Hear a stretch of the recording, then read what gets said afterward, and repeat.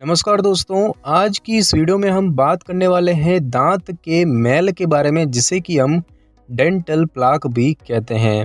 दोस्तों, दांत का मैल या फिर प्लाक जो होता है वो बैक्टीरिया से बनने वाली एक चिपचिपी और रंगहीन परत होती है, जो कि आपके दांतों और मसूड़ों और दांतों के बीच लगातार बनती रहती है।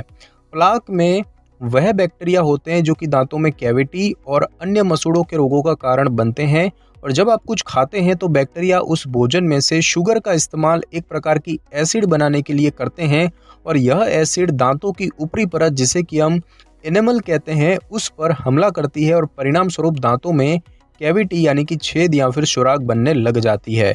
अगर दांत के मैल को नियमित रूप से ब्रश करके और फ्लॉसिंग करके साफ न किया जाए तो प्लाक यानी कि दांत के मैल में पाए जाने वाले बैक्टीरिया दांतों में सड़न और मसूड़ों के रोग पैदा करते हैं। और जब ये दांत और मसूड़ों के बीच जमा होते हैं, अत्यधिक मात्रा में बैक्टीरिया और टार्टर बनने लगता है, जिससे कि मसूड़ों के टिश्यूज में सूजन, जलन, लालिमा पैदा हो जाती है और दर्द भी होने लगता है। सूजन और दर्द के कारण जिंजिवाइटिस और अन्य मसूड़ों से संबंधित रोग पैदा हो सकते हैं। और जब दांतों के मैल को दांतों से नहीं निकाला जाता और यह लंबे समय तक दांतों में जमा रहता है, तो ऐसे में यह कठोर हो जाता है और कैलकुलस के रूप में विकसित हो जाता है, अन्यथा इसे टार्टर के रूप में भी जाना जाता है। क्षतिग्रस्त मसूड़े लाल रंग के दिखने लग जाते हैं और यहाँ तक कि मसूड़ों से खून भी आने लग सकता है। दांत के मैल का लगातार जमा होते रहना दांत और मसूड़ों और दांत को सहारा प्रदान करने वाली हड्डी की संरचनाओं में नुकसान पहुंचा सकता है और साथ ही साथ अन्य हेल्थ संबंधी जटिलताएं पैदा कर सकता है। जब एक बार दांत का मैल कैलकुलस में बदल जाता है तो इसको फ्लॉसिंग या फिर ब्रश के द्वारा नहीं हटाया जा सकता, और इसको हटाने के लिए दंत स्वास्थ्य विशेषज्ञ या इसको हटाने वाले विशेष उपकरणों की जो आवश्यकता है वो पड़ती है। उसके बाद दोस्तों बात की जाए कि दांत में मैल जमने के क्या लक्षण हो सकते हैं, तो दोस्तों दांत का मैल या प्लाक पीले या फिर हल्के पीले रंग का हो सकता है, लेकिन यह रंगहीन भी हो सकता है, जिसको कि देख पाना मुश्किल होता है। प्लाक और टार्टर, इन दोनों शब्दों को एक दूसरे की जगह पर इस्तेमाल किया जा सकता है, क्योंकि ये दोनों शब्द काफ़ी समान होते हैं और इनको एक दूसरे की जगह पर इस्तेमाल करने पर आमतौर पर कोई समस्या भी नहीं होती।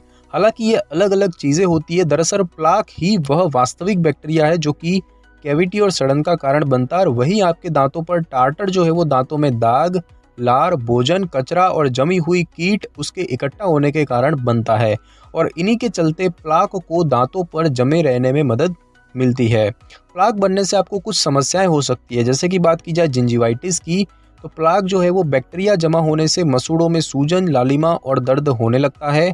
पायरिया की बात करें तो यदि मसूड़ों के रोग का बिना उपचार किए छोड़ दिया जाए तो यह पायरिया का कारण बन सकता है।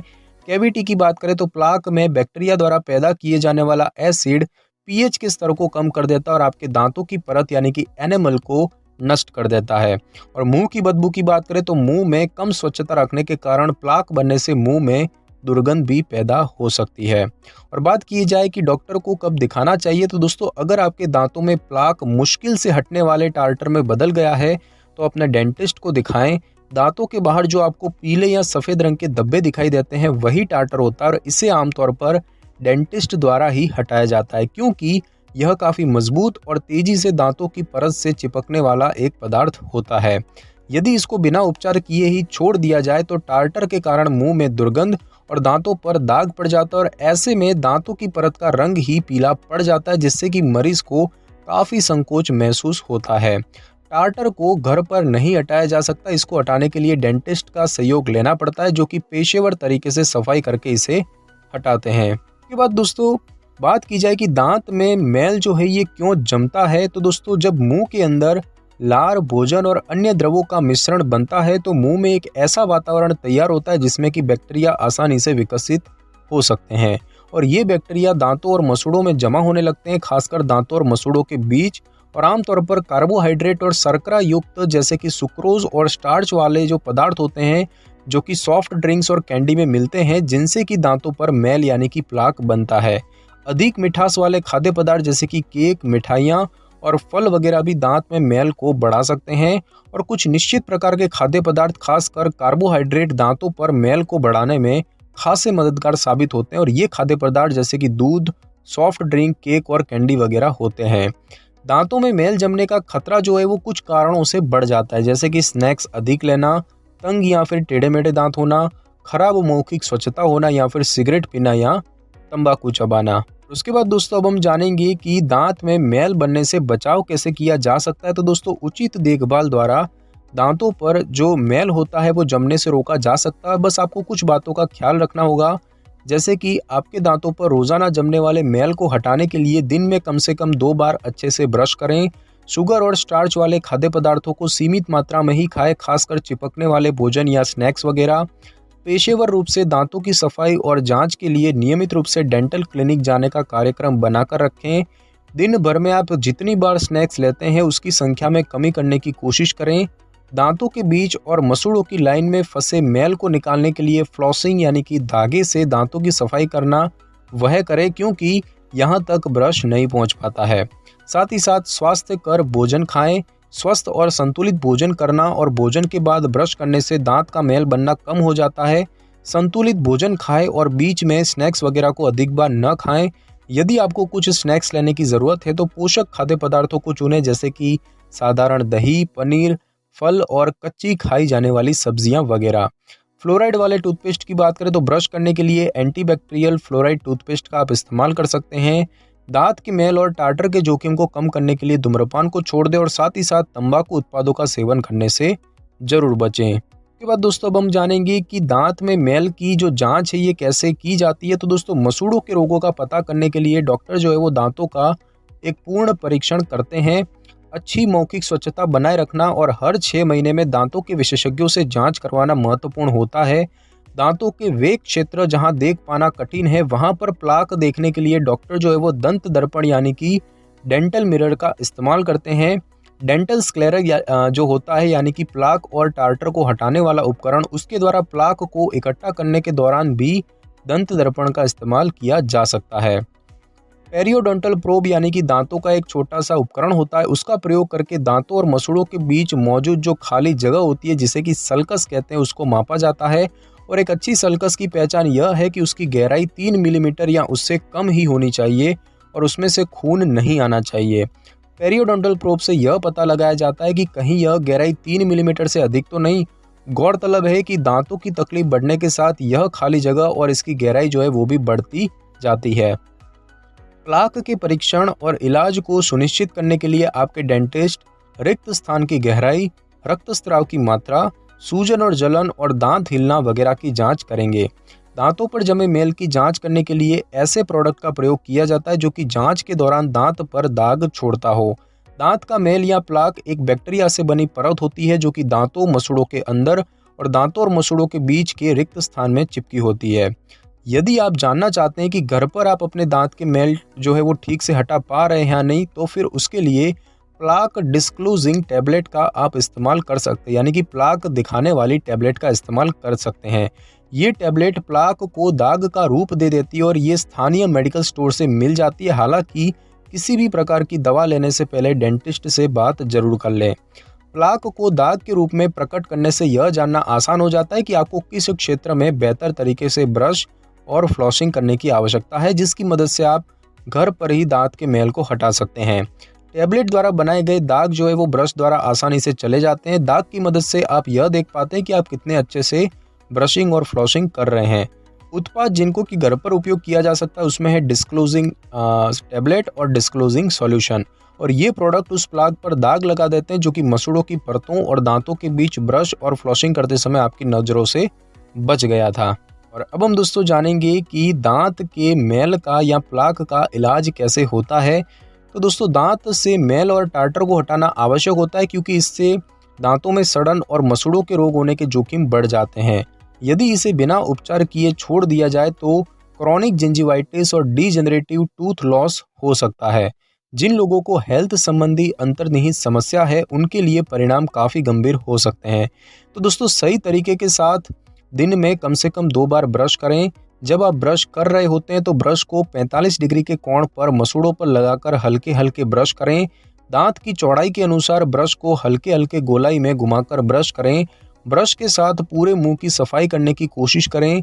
दांतों का अंदरूनी और बाहरी तथा ऊपर नीचे की परत को हल्के ब्रश के साथ रोजाना साफ करें। बैक्टीरिया को बाहर निकालने और सांस की बदबू को दूर करने के लिए जीभ पर ब्रश करें और ब्रश करते समय पूरे 2 मिनट का समय लगाएं। उसके बाद बात की जाए दांतों के बीच की सफाई की, तो सिर्फ दांत ही ऐसी जगह नहीं है जहां पर मैल इकट्ठा होता है।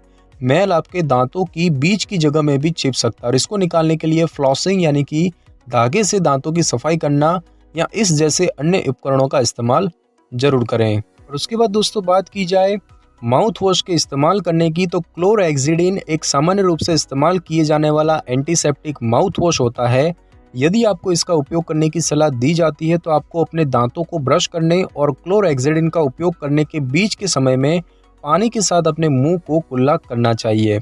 ऐसा इसीलिए क्योंकि टूथपेस्ट में कुछ ऐसे तत्व हो सकते हैं जो कि क्लोरहेक्सिडिन को निष्क्रिय कर देते हैं। क्लोरहेक्सिडिन को लगातार 7 से 10 दिन या उससे अधिक समय तक इस्तेमाल करने से दांतों में भूरे रंग के दाग पड़ सकते हैं।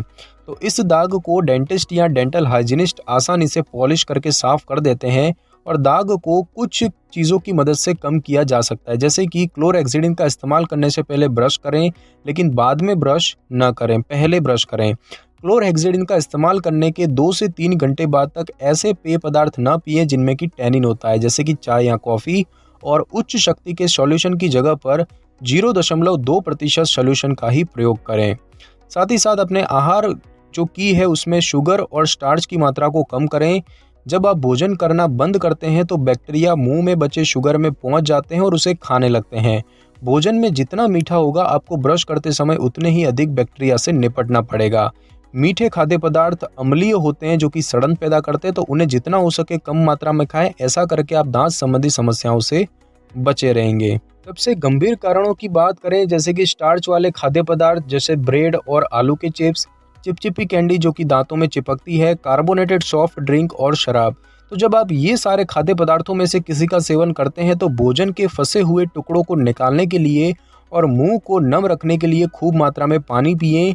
भोजन करने के समय के बीच में स्नैक्स ना लें और अपने दांतों को सफ़ेद रखने के लिए खाना खाने के बाद ब्रश करें। यदि आप कहीं ऐसी जगह पर खा रहे हैं जहां पर आप ब्रश नहीं कर सकते तो शुगर लेस यानी कि शक्कर रहित च्युइंगम आप चबा सकते हैं। साथ ही साथ नियमित रूप से पेशेवर यानी कि विशेषज्ञ से सफाई करवाते रहें। भले ही घर पर आप सख्त मौखिक स्वच्छता का रूटीन अपनाते हैं, फिर भी आपको हर 6 महीने में एक बार डेंटिस्ट से चेकअप करवाना चाहिए। एक डेंटिस्ट ही आपको आपके दांतों के लिए संपूर्ण और मानकों के मुताबिक सफाई प्रदान कर सकता है और जिसकी मदद से आप जिद्दी टार्टर और आसानी से नज़र न आ पाने वाले प्लाक से छुटकारा पा सकते हैं। साथ ही साथ अपने जो डेंटिस्ट है उसके पास अक्सर जाते रहें।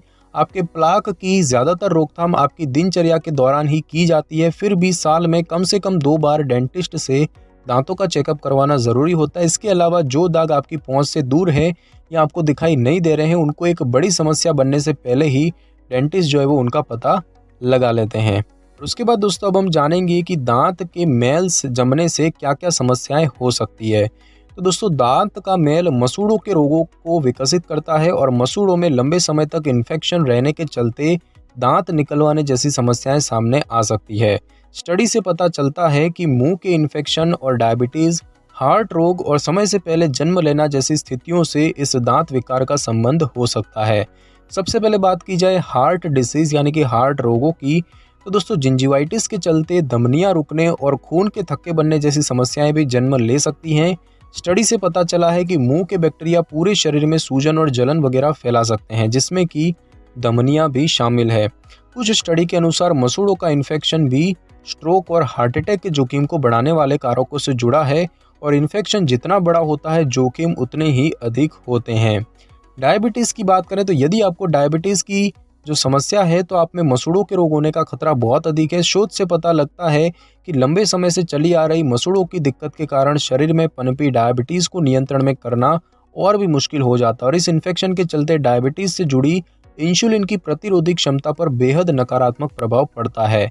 और समय से पहले जन्म होने की बात करें तो मुंह के बैक्टीरिया मां के ब्लीडिंग के माध्यम से गर्भनाल यानी कि प्लेसेंटा तक पहुंच सकते हैं और भ्रूण के विकास को बाधित कर सकते हैं। और इसके अलावा मुंह के इन्फेक्शन के चलते होने वाली मां को कई बार बेहद ही जल्दी और आमतौर पर ऐसा लगने लगता है कि वह लेबर पेन में जाने वाली है, यानी कि उसे बच्चा होने वाला है। और ऐसा होने के चलते कई बार संभावित रूप से समय से पहले बच्चे को जन्म देने जैसी जटिलताएं पैदा हो सकती है।